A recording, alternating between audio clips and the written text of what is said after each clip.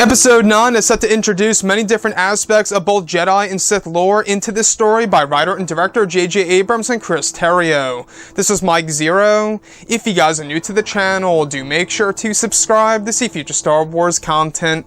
Now, one thing I will say that a lot of fans are really looking forward to seeing in this movie has all to do with the Jedi and Sith lore and exactly how J.J. Abrams is going to utilize it in a way that's going to move the characters of Kylo Ren and Rey forward into this story, and how it's going to have saga-wide implications on the past Skywalker saga movies.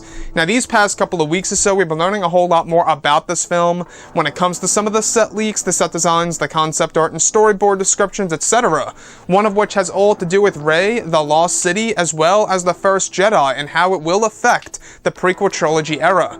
Specifically, what's really intriguing about all of this, a description of Rey inside of the Lost City, within the Jedi ruins in front of a large statue of the First Jedi. It's described that the entire back of the statue has ancient Jedi code etched into the stone. It said that Rey is using a book to translate the texts, where it's described to map out different chosen ones of different generations, changing the concept of there being one chosen one in the Skywalker saga. It's described to be one of the reveals of the Jedi lore, that the prophecy of the chosen one in the prequels was just scratching the surface, where every generation after a previous chosen one has passed on and or died, that a new one must rise, if there is needed to be one. Additionally, it's described that Rey is also translating the text that reveals that a true Jedi during the ancient times had experimented with both the light and the dark side of the Force to understand its nature and its limits. So I want to go over a couple of parts about all of this. Now, we do know that the Lost City, the Jedi lore, as well as the Sith lore in this movie is going to be one of the major parts in the second act of the movie, a part of Rey's personal mission on whatever unknown world this really is. I still have reason to believe that this probably is going to be underneath the surface of the planet of Jakku, and that's exactly why, Emperor Palpatine was so interested in the planet. But I digress. What's really interesting about all of this, and it may be very controversial to a lot of Star Wars fans around the world, is that the First Jedi statue has ancient Jedi code written all over it in the back of the actual statue that reveals the entire concept of the Chosen One being altered by J.J. Abrams in comparison to how it was used by George Lucas in the prequel trilogy era. As opposed to only having one Chosen One, there's actually a new Chosen One for every generation after the previous one has passed on, if there is needed to be one where the dark side is rising. So what's really intriguing about all of this is that it somewhat touches on what we actually saw in Star Wars Rebels, where Darth Maul, just before his death, he actually asks Obi-Wan Kenobi, about Luke Skywalker, is he the Chosen One? And Obi-Wan says he is. So in the prequels, we have Anakin Skywalker as the Chosen One, and in Star Wars Rebels, it is clearly stated that Luke Skywalker is the next Chosen One.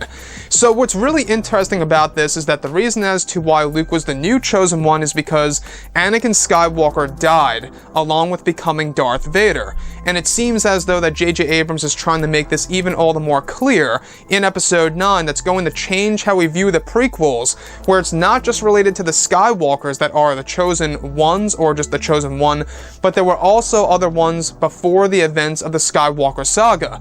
So what I like so much about the First Jedi Temple, and of course, the First Jedi itself within the Lost City, is that it will be actually explored in Star Wars Episode 9, even all the more so. And there is reason to believe that Rey is indeed going back to the planet of Ahch-To, as we have gone over before in the past, even one just from yesterday of Rey going inside of the stone hut on Ahch-To, finding Luke Skywalker's belongings. So you can really see what J.J. Abrams is trying to toy around with here in Episode 9 in order to expand a lot of the different pieces of Jedi and Sith lore, in order to really change our view on the prequel trilogy era and really expand the idea of the Chosen One. Now, is this a good idea in my opinion?